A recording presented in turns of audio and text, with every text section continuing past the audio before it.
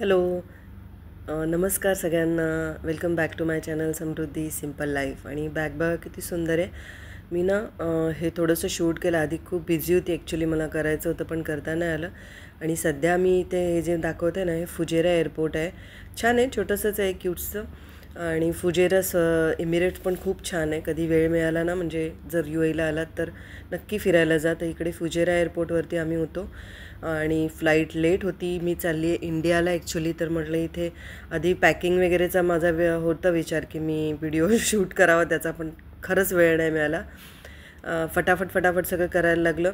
आणि मी म्हटलं ही bag actually मी आधी दाखवणार होती, म्हटलं एक शॉर्टमध्ये दाखवूया, पण तेही नाही जमलं. बॅग छान आहे, खूप कलर वेगळा आहे, नेहमीपेक्षा थोडा वेगळा कलर घेतला. आपण रेड ब्लॅक असेच घेतो, तर ही खूप छान कलर मिळाला आणि हेवी ड्युटी आहे. मी पुन्हा एकदा एखाद्या ह्याच्यामध्ये दाखवेन.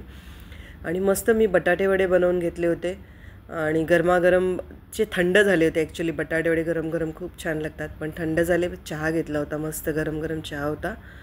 आणि एक दीड तास बसायला लागला आम्हाला. फ्लाईट लेट होती, फ्लाईटमध्ये गेलो. म्हटलं एक इंडियाचा एक एक्सपिरियन्स शेअर करूया. पण इंडियाला गेल्यानंतर पण खूपच बिझी होतो, मग तिकडचं काही मार्केटचं व्लॉग वगैरे शूट नाही करता आलं. पण शॉपिंग केली आहे थोडी थोडी, ती नक्की शूट करेन मी. आणि मस्त मी विंडो सीट ग्रॅब केली आणि बसून घेतलं विंडो सीटवरती. पण काय माहिती, विंडो सीटचं जे म्हणजे बाहेर दिसत नव्हतं मला, नीट क्लॅरिटी येत नव्हती. मे बी आतमध्ये लाईट असतील. मग बसलो 15-20 मिनटं, त्याच्यानंतर लाईट्स ऑफ केल्या आणि मी ट्राय केलं बाहेर रेकॉर्ड करायला. तर हे बघा तुम्ही, मलाही 1 मिनिट काही समजलं नाही, पण हे समुद्रातल्या बोटी आहेत आणि लाईट्स त्याच्यामध्ये ज्या आहेत ना, त्या इतक्या सुंदर वाटत होत्या. म्हणजे समुद्रावरती दिवे कसे आपण गंगेमध्ये प्रवाहित करतात ना दिवे, तर त्यावेळेला ते किती सुंदर दिसतात ना असे. तर हे एकदम वरून घेतलं तर अगदी दिव्यांसारखंच दिसत होतं. मग मस्त आराम करून घेतला आणि पुन्हा लाईट्स लागल्या आणि आपण हे इंडियन कोस्टल एरियाच्या इथे जवळ पोचलो, म्हणजे मुंबईच्या जवळ आलो आहे. तर मी रेकॉर्ड करत होती तर बघा ना, ते मिररमधून ग्लासमधून असं दिसत होतं. मग थोडा वेळ मी पुन्हा थांबले, ट्राय केलं की मला बाहेरचं काढायचं होतं, कारण की दिवाळीचा सीझन ना, दिवाळीच्या सीझनमध्ये चाललो होतो आणि छान वाटत होतं मला, कारण बाहेर खूप छान दिसत होतं, पण ते येतच नव्हतं. तर ते माझ्या नंतर लक्षात आलं थोडंसं, म्हणजे मोबाईल थोडासा वेगळा हे केला सेटिंग आणि लाईट्स ऑफ झाल्या ना त्याच्यानंतर मग छान दिसत होतं. मी दाखवते इथे पुन्हा तुम्हाला. ॲक्च्युली प्रवास खूप म्हणजे थकवा असा प्रवासामध्ये झाला खूप. हे बघा, आणि इतकं छान वाटतं आणि नीट बघा. मी हे जास्त रेकॉर्ड केलं आहे ना, म्हणजे पूर्ण वेळचं रेकॉर्ड केलेलं तर नाही टाकलं आहे मी, पण जेवढं पॉसिबल असेल ना तेवढं टाकलं आहे. कारण की तुम्ही जर नीट बघितलं तर त्याच्यामध्ये दिसत असेल बघा, टिम टिम टिम टिम करते लाईट अशी. म्हणजे आपण त्या लाईट्स लावतो ना आपल्या विंडोमध्ये. मी काही वर्षापूर्वी फोटो पाहिला होता की दिवाळीमध्ये इंडिया कसा दिसतो फ्रॉम द स्काय. तर तो एक इंडियाचा शेप आणि पूर्ण लाईट्स. तर मला वाटलं ते काय माहिती फेक असेल बनवलेलं, पण नाही. मी आज जेव्हा बघितलं आहे ना, कारण असं होत नाही की बरोबर तुम्ही दिवाळी सीझनमध्येच इंडियाला चाललेलं आहात. तर ह्यावेळेला खूप छान दिसलं. आणि इथून थोडंसं पुढे बघा तुम्ही, मला वाटतं तो अटल सेतू आहे का, जर कोणाला माहिती असेल ना की अटल सेतूच आहे का, तो इतका मोठा लांब रोड आहे आणि ते लाईट्समुळे ते लक्षात येतं.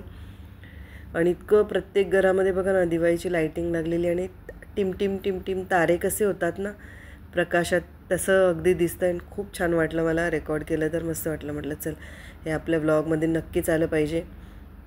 आणि कधी पुन्हा आपण जेव्हा नंतर बघतो ना मागे वळून, त्यावेळेला आठवणी खूप छान वाटतात.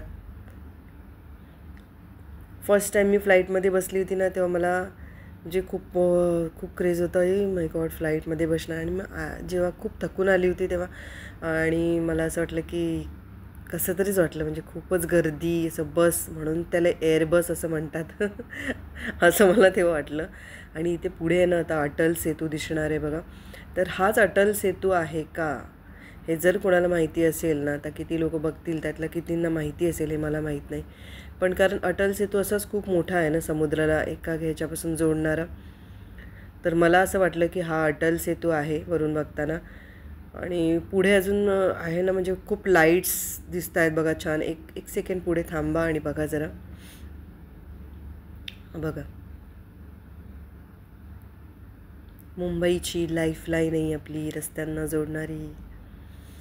खूप छान वाटत होतं. एअरपोर्टवर उतरल्यानंतर पण खूप गर्दी होती आणि मग उतरल्यानंतर लगेज घ्यायचं असतं, वॉशरूमला जायचं असतं आणि इंडियाला जाण्याचा आनंद खरंच खूप असतो. आतूनच अशा म्हणजे उकळ्या फुटत असतात की अरे मी इंडियाला जाणार, अरे मी इंडियाला जाणार असं वाटतं. पण गेल्यानंतर खूप कामं असतात, खूप वस्तू घ्यायच्या असतात, खूप बँकेची कामं असतात. त्याच्यामध्ये कसा वेळ निघून जातो ते कळतच नाही. तर एअरपोर्टवरचं मी खूप गर्दी होती. मला वाटतं 1-1.5 तास आम्हाला इमिग्रेशनच्या लाईनमध्येच उभं राहायला लागलं होतं. त्याचं काही मी रेकॉर्डिंग असं काही केलं नाही. मी विचार केला की आपण तिथलं शारजा एअरपोर्टचं थोडंसं घेऊया, लक्षात राहतं आपल्याला. आणि आता लँडिंगचा टाईम आहे, तर लँड होताना एकदम असं खाली येतं त्यावेळेला एक छान वाटतं. आणि एकदा आपण जेव्हा वरती आकाशात विमान जातं तेव्हा ते पुश करून वरती जातं आणि त्यावेळेला एक पोटामध्ये गोळा येतो, हे इथे लँड झालेलं आहे. आणि नंतर मग एका ठिकाणी गेलो होतो आम्ही, तर तिथला एक छोटासा नेचर जे आहे ना त्याचा व्हिडिओ घेतला मी. झाडं पानं किती छान, वारा सुटलेला आहे. अगदी सुंदर एरिया. इथे असं एका घर असलं पाहिजे. छान मस्त चहाचा कॉफीचा मग घ्यायचा सकाळी आणि बाहेर पडायचं. बस एवढंच शूटिंग केलं आहे. नेक्स्ट व्लॉग येत राहतील, बघत राहा. Thank you so much.